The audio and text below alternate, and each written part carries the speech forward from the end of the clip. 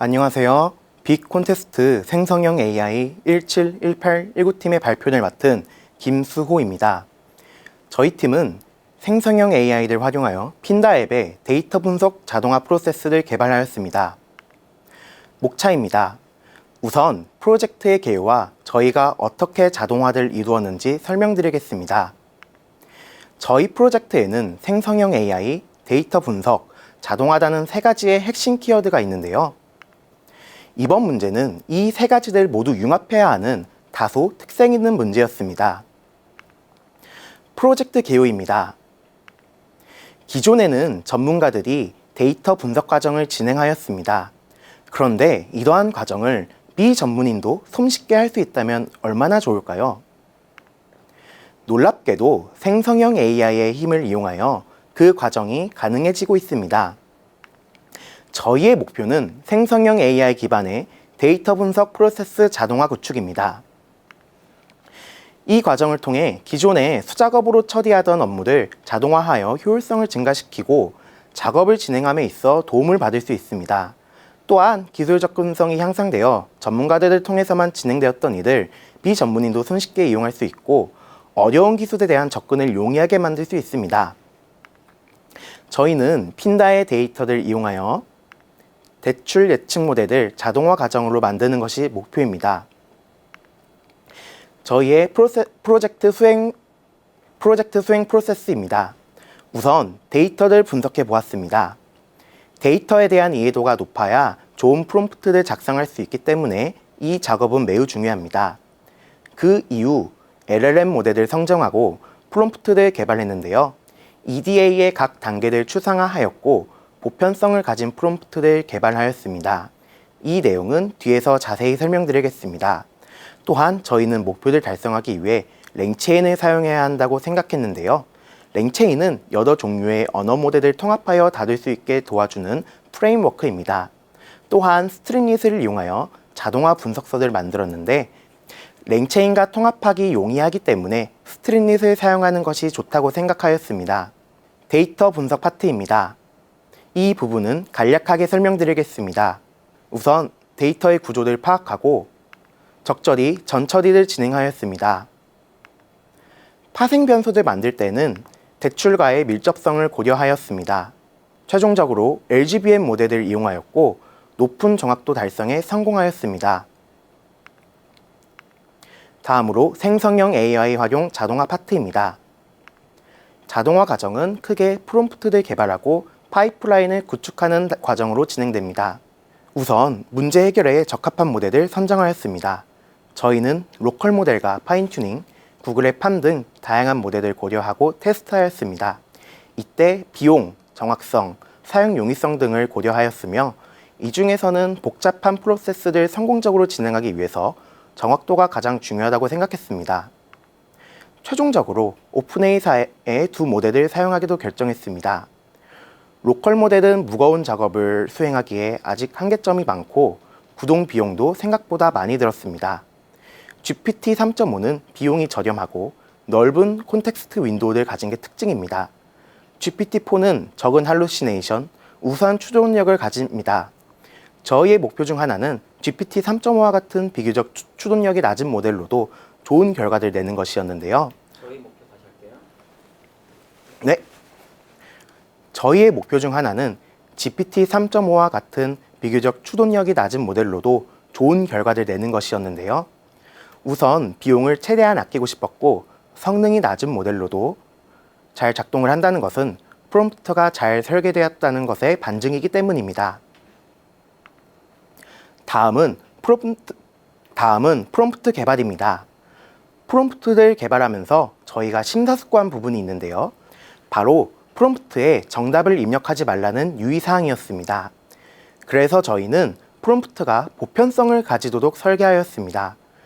예를 들어 불필요한 열 제거 과정에서 미리 EDA를 통해 어떤 작업이 유리한지 먼저 파악한 후에 앱 아이디와 OS 버전 정보를 제거하라고 명령하는 것이 정답을 입력하는 것이라고 생각했습니다.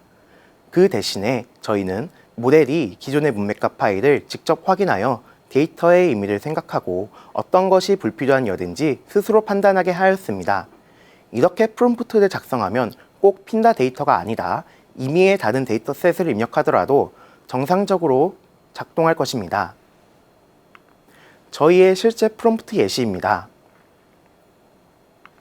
또한 저희는 랭체인이 문제 해결에 필수적으로 생각하다고 생각했는데요. 랭체인은 언어 모델을 효율적으로 다룰 수 있게 도와주는 프레임워크입니다. 크게 모델, 체인, 에이전트로 구성되어 있습니다. 또한 저희 프로그램은 랭체인을 이용해 가상 환경에서 파이썬 코드를 직접 실행하고 파일을 다룰 수 있습니다. 랭체인은 리액트 프롬프트를 적극적으로 활용하는데요. 리액트는 언어 모델이 추론과 행동을 생성하도록 유도함으로써 특정 작업을 올바르게 처리하도록 하는 프롬프트입니다. 예를 들어 주어진 문제에 대해서 연쇄적인 추론 과정을 체인처럼 연결하여 정답을 도출하게 됩니다. 또한 저희는 스트림리스도 자동화 분석서를 개발했는데요. 사용자의 편의성을 고려한 UI, UX를 제공하고 재현 가능한 자동화 분석서를 만들 수 있습니다. 그리고 언어 모델의 사고 과정을 직접 모니터링할 수 있다는 큰 장점이 있습니다. 저희가 만든 프로그램의 메인 화면 모습입니다. 간단한 설정도 할 수 있습니다. 다음으로 파이프라인에 대해 설명드리겠습니다. 저희 팀이 환각을 막는 전략은 바로 큰 문제를 작게 분할했다는 것입니다. 만약에 데이터셋을 입력하고 예측 모델을 만들려고 했을 때 LLM이 이를 알아서 전부 해준다면 좋겠지만 아직은 불가능합니다. 작업의 규모와 복잡성이 너무 크기 때문입니다. 이 문제들을 해결하기 위해 문제를 작게 분할하여 EDA의 각 과정을 추상화하였고 각 탭에서 해당 작업이 진행되도록 만들었습니다. LLM이 규모가 작은 일은 잘 수행해내고 할루시네이션이 발생할 확률이 적어지기 때문입니다.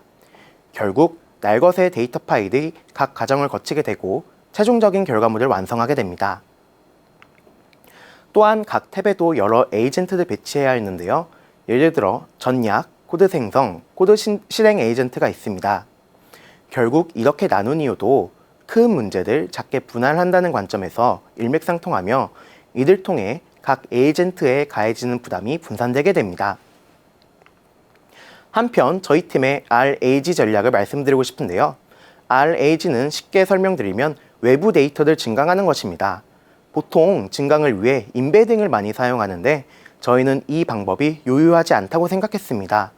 왜냐하면 크기가 매우 큰 데이터셋 파일을 모델이 직접 다루어야 하는 특수한 상황이기 때문입니다. 그래서 저희는 스트림릿의 세션 저장소를 사용해야 했습니다.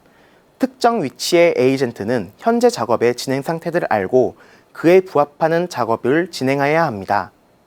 그래서 각 에이전트는 결과물을 세션에 저장하게 되고 다음 에이전트의 프롬프트를 생성할 때 이것을 참고하게 하였습니다.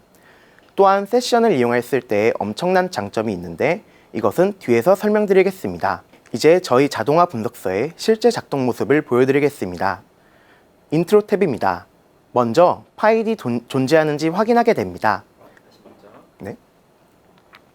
먼저 파일이 존재하는지 확인하게 됩니다. 그리고 제네럴 콘텍스트를 정의했는데요.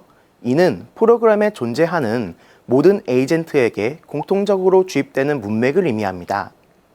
여기에는 데이터 스케마에 대한 정보, 보고서의 최종 목표, 핀다의 간략한 정보가 들어있습니다. 다음은 병합입니다. 프롬프트를 자동으로 생성하고 이들 기반으로 실제 병합된 파일을 잘 만들어주게 됩니다. 다음으로 결측치 분석입니다. 이 과정도 성공적으로 진행되었습니다. 불필요열 제거입니다. 불필요한 열을 제거하는 과정입니다. 그 다음으로 로그 데이터 전 처리를 수행하게 됩니다. 파생 변수 생성 부분입니다. 저희가 이전까지는 GPT 3.5 모델을 주로 사용하였는데요. 이 부분에서는 높은 추론력이 필요해서 GPT 4 모델을 사용했습니다. 아까 세션의 장점을 설명드린다고 했는데 그 장점을 설명드리겠습니다. 바로 세션을 사용함으로써 보고서 프로그램이 스테이트펄해진다는 점입니다. 이것이 무슨 의미냐면 사용자가 모델의 결과물에 직접 피드백을 줄 수 있다는 점입니다. 만약에 데이터 분석을 잘 모르는 일반인이라면 프로그램이 하라는데도 버튼만 눌러주면 됩니다. 하지만 전문가가 이 프로그램을 사용한다면 LLM이 세운 전략이 자신의 생각과 다를 수도 있습니다. 이럴 때 결과물에 피드백을 주어서 자신이 원하는 방향으로 이끌 수 있습니다. 실제 저희는 모델이 세운 전략에서 저희가 원하는 방향을 알려주었는데요. 파생 변수들 만들고 이들 기존의 파일에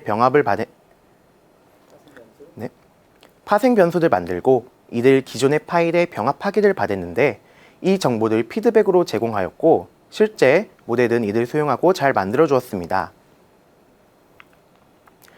다음으로 스케일링 및 인코딩인데요. 로버스트 스케일링과 라벨 인코딩도 성공적으로 진행되었습니다. 모델 학습 및 클러스터링입니다. 여기서 흥미로운 점은 모델이 부스팅 계열의 모델을 많이 선택했다는 점인데요. 하지만 이 대회의 목적이 정확도보다는 자동화 프로세스의 완성도이기 때문에 저희는 LGBM 모델로 진행해달라고 피드백을 하였습니다. 이를 통해 변수 중요도를 추출하고 클러스터링도 자동으로 진행되었습니다.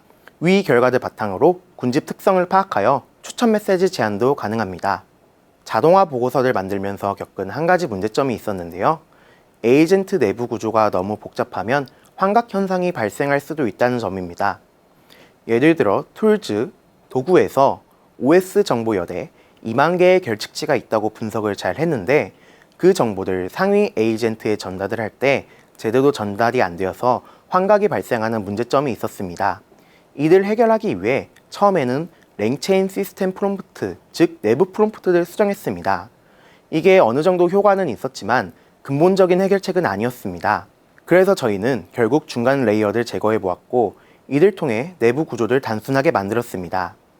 그리고 문제가 해결되었습니다.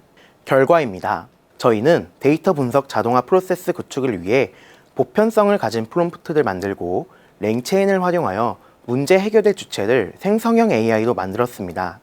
그리고 스트림밋을 이용하여 사용자가 재현성 높은 자동화 보고서를 이용할 수 있도록 하였습니다.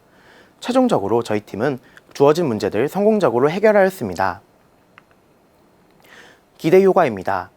저희 분석서를 통해서 기술 접근성과 업무 효율성이 증가할 수 있습니다. 또한 고객 특화된 메시지를 추천해 줌으로써 고객 만족도가 증가할 수 있습니다. 더 나아가 다양한 데이터셋 분석에도 사용할 수 있고 프롬프트 엔지니어링을 통해 핀다에 최적화된 LLM을 활용하는 데 도움이 될 수 있습니다. 생성형 AI는 엄청난 속도로 발전하고 있고 저희는 그 한가운데인 가도기에 서 있다고 생각합니다. 앞으로 생성형 AI를 개발하고 올바르게 사용하는 능력이 점점 중요해질 것입니다. 그리고 저희의 자동화 해설서 문제는 이 역량을 물어본 좋은 문제라고 생각합니다. 이상으로 발표를 마치겠습니다. 감사합니다.